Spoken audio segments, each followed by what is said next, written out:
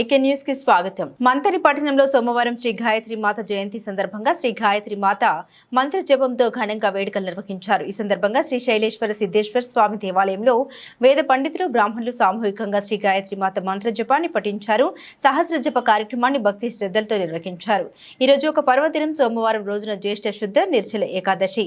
ఈ రోజున అనగా శ్రీ గాయత్రి మాత జయంతి పర్వదినం రావడం ఎంతో శుభ సూచకం. సర్వజన సుఖినోభవంతు అని గాయత్రి మాతను ప్రార్థిస్తూ లోక కళ్యాణ ఈ కార్యక్రమాన్ని నిర్వహించారు. ఈ రోజు ఒక పర్వదినంగా పండుగగా జరుపుకోవడం ద్వారా ఎంతో శుభం చేకూరుతోంది. విశ్వగురు కావాలి అంటే మనలో దైవశక్తిని తపోశక్తిని పెంపొందించుకోవాలి. జగత్తు మొత్తం దైవాధీనం, జగత్తు మొత్తం దైవ ఆధీనంలో ఉంటుంది. అలాగే మంత్రం బ్రాహ్మణుని ఆధీనంలో ఉంటుందని శాస్త్రాలు చెప్పబడింది. అందుకొరకే గాయత్రి జయంతి రోజున గాయత్రి మాత జపాన్ని చేస్తే దైవశక్తి పెంపొందుతుంది.